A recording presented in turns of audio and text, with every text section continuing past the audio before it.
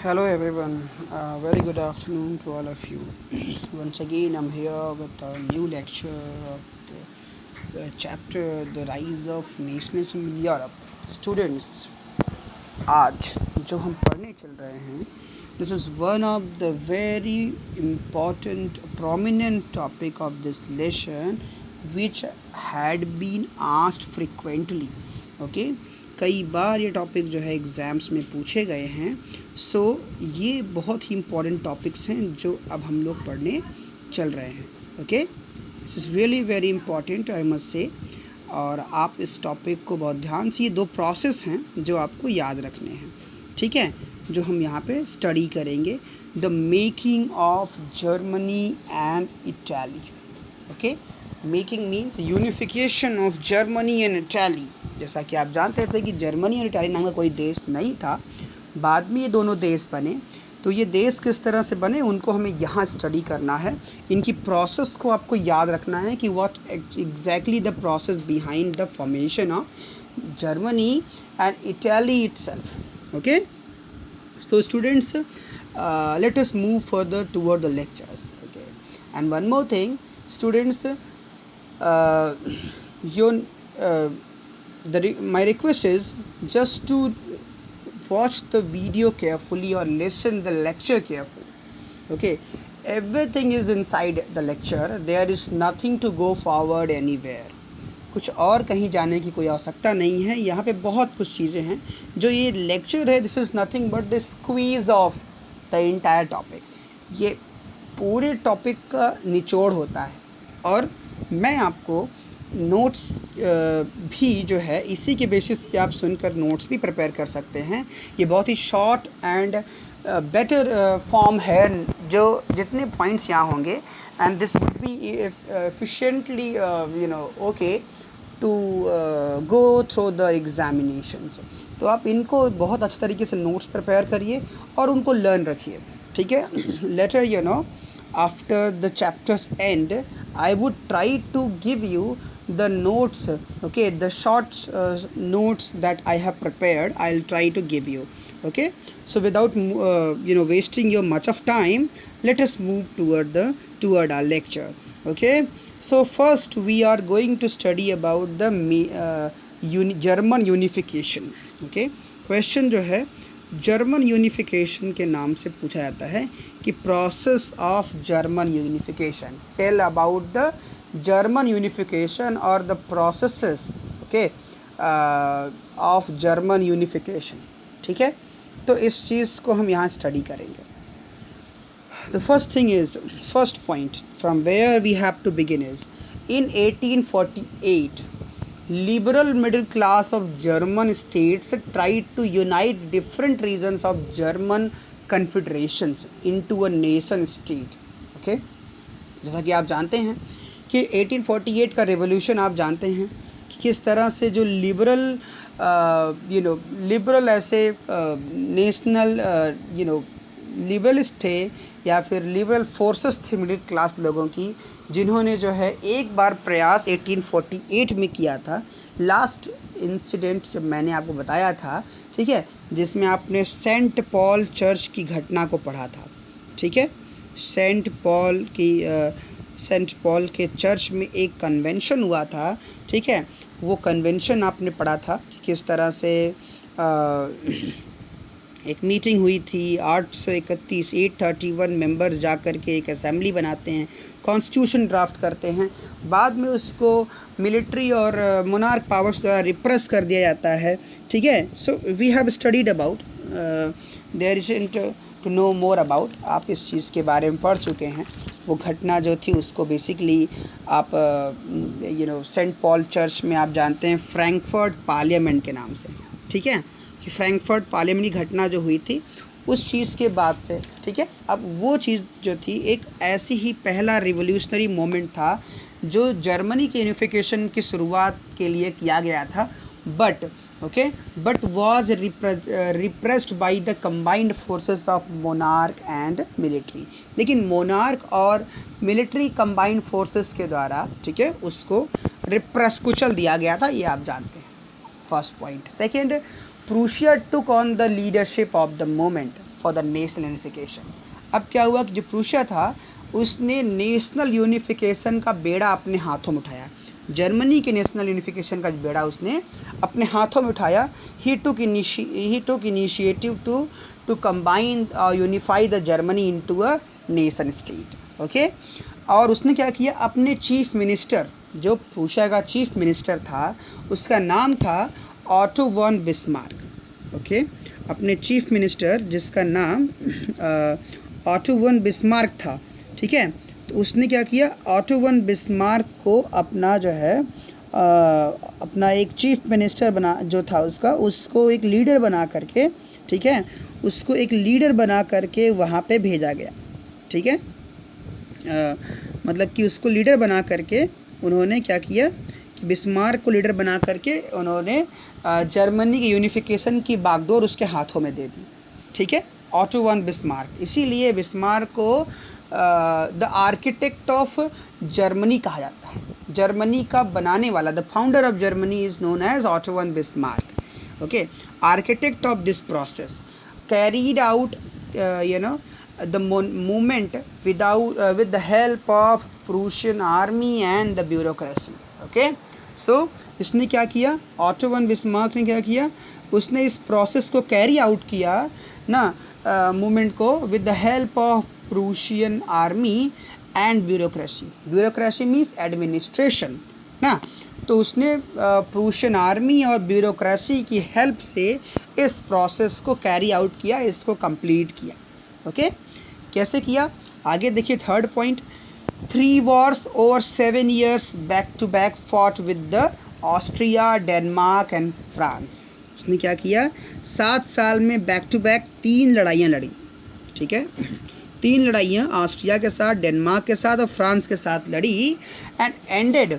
Okay, और उसके बाद क्या हुआ, लड़ाई में जो है, इस लड़ाई का अंत क्या हुआ, the ended in the Prussian victory, और अंत में प्रूशिया की विजय हो गई। ठीक है, द विक्ट्री ऑफ प्रूशिया, और मतलब ऑटो वन बिस्मार्क की जीत हुई, इन तीनों को हराया उसने, and completed the process of German unification, और इस तरह से जर्मन यूनिफिकेशन के प्रोसेस को उन्होंने कंप्लीट कर दिया। ठीक है, सो और फाइनली क्या हुआ, इन जनवरी 1871 में उसने क्या किया, the Prussian king Kaizer William first, नाम याद रखेंगे, काइजर विलियम फर्स्ट को उन्होंने क्या किया, was proclaimed German emperor in a ceremony held at Versailles. Versailles में एक सेरेमनी करके उसने क्या किया, उसने काइजर विलियम फर्स्ट ने एक सेरेमनी, मतलब ये ऑटो वन बिस्मार्क ने एक सेरेमनी करवाई वर्सल्स के पैलेस में, और बहुत ही प्रोसेशन के साथ काइजर विलियम फर्स्ट जो कि किंग था प्रूशिया का, उसे ही जर्मन यूनिफाइड जर्मनी का राजा घोषित कर दिया गया। Okay, so this is what the process of German unification. You have only to know these 4-5 points. Okay, यही सफिशिएंट पॉइंट्स हैं जो आपको इस टॉपिक में जानना है। Clear students? So let us talk about further the next topic. ये हो गया आपका जर्मन यूनिफिकेशन। अब बात आती है इटालियन यूनिफिकेशन की। ठीक है, कि इटाली कैसे यूनिफाई हुआ। ठीक है, सो इटालियन यूनिफिकेशन जब हम बात करते हैं, सो ड्यूरिंग अब इसमें देखते हैं कि इटालियन यूनिफिकेशन के पीछे कारण कैसे या क्या बने। ठीक, तो आपने देखा कि इटाली भी जो है जर्मनी की तरह ही इटाली भी क्या था, फ्रैगमेंटेड था, बटा हुआ था। इटाली छोटे छोटे जो है प्रोविंसेस में बटा हुआ था, 6 प्रोविंसेस में बटा हुआ था। ठीक है, जो है 7 स्टेट्स या प्रोविंसेस में इटाली बटा हुआ था। ठीक है ना, तो ये 7 स्टेट्स जो थे उसमें से केवल एक स्टेट जिसका नाम सर्डिनिया पीडमंट था, ठीक है, उसी पे केवल इटालियन, प्योरली इटालियन लोग रूल करते थे, केवल सर्डिनिया पीडमंट नाम के स्टेट पे। और बाकी जितने 6 स्टेट्स थे उसको अलग अलग लोगों ने जीत रखा था ना, अलग अलग रूलर्स ने जीत रखा था। ठीक है, तो इस तरह से जो प्रिंसली हाउस था वो रूल करता था, इटाली का प्रिंसली हाउस वो रूल करता था सर्डिनिया पीडमंट के ऊपर। ठीक है, आप इस चीज़ को जानते हैं। अब इसको स्टार्ट करते आगे बढ़ाते हैं। ये आपको गुसेप मैजनी याद होंगे। During 1830s Giuseppe Mazzini sought to put together an impressive program to unite Italy। 30s के दौर में गुसेप मैजनी ने क्या किया कि एक इम्प्रेसिव प्रोग्राम चलाया था इटाली को टुगेदर एक साथ करने के लिए, टू यूनाइट इटाली ना, इटली को यूनाइट करने के लिए उसने एक कॉम्प्रिहेंसिव प्रोग्राम चलाया था, इम्प्रेसिव प्रोग्राम चलाया था। He also formed secret society named young Italy, और उसने एक सीक्रेट सोसाइटी बनाई थी यंग इटाली के नाम से। पर आप ये जानते हैं कि किस तरह से उसका जो रिवोल्यूशनरी मूवमेंट था वो बाद में फेल हो गया था, उसको दबा दिया गया था कंजर्वेटिव फोर्सेस के द्वारा। ठीक है। सो दूसरा point, the failure of revolutionary uprisings. तो जो रिवोल्यूशनरी अपराइजिंग्स हुए थे, जो रिवोल्यूशनरी विद्रोह हुए, मतलब कि इस तरह के जो मूवमेंट हुए ना, चाहे वो 1831 में हुए थे, चाहे वो 1848 में हुए थे। ठीक है। दोनों ही बार जो 1831 और 1848 के जो भी दोनों मूवमेंट्स थे, ठीक है, उन दोनों में ही क्या हुआ था कि हार का सामना करना पड़ा था ना, रिवोल्यूशनरी फोर्सेस को हार का सामना करना पड़ा था। So that now the initiative must be taken by the अब ये क्या था कि जो दोनों अपराइजिंग थे उसको कंजर्वेटिव्स ने कुचल दिया था, दोनों में हार का सामना करना पड़ा था। तो 1848 की हार के बाद ये डिक्लेयर किया गया और ये थोप दिया गया, इम्पोज कर दिया गया कि now the initiative must be taken by the ruler of Sardinia Piedmont, जिनका नाम विक्टर इमैनुअल सेकंड था। तो अब ये बॉल जो है अब वो डाल दी गई सर्डिनिया पीडमंट के पाले में कि अब आपको ही, हम लोग हार चुके हैं, अब आपको ही इस देश को फ्री कराना है, यूनाइट कराना है, सभी जितने भी 7 स्टेट्स हैं इनको जोड़ करके इटाली बनाना है। तो ये इनिशिएटिव जो है king of Sardinia Piedmont Victor Emmanuel को दे दिया गया, सेकंड को, to unify the Italian states through war, कि युद्ध करके इन सभी इटालियन स्टेट्स को अपने साथ जोड़ लो। ठीक है, ऐसा ही हुआ। थर्ड नेक्स्ट पॉइंट देखिए, Victor Emmanuel appointed his chief minister Count de Cavour okay to lead the movement of unification of Italy. Victor Emmanuel ने, जैसे कि किंग ऑफ प्रूशिया ने ऑटो वन बिस्मार्क को अपॉइंट किया था जर्मनी को unified करने के लिए, वैसे ही विक्टर इमैनुअल ने, किंग ऑफ सर्डिनिया पीडमंट ने क्या किया, उन्होंने अपने चीफ मिनिस्टर जिसका नाम काउंट डी कावर था उसको उन्होंने, और कैमिलियो डी कावर कहा जाता है कहीं कहीं पे, ठीक है, तो वो कैमिलियो और काउंट डी कावर जो था उसने उसने एक मूवमेंट चलाया इटाली को यूनिफाई करने के लिए, उसने एक मूवमेंट चलाया। ठीक है।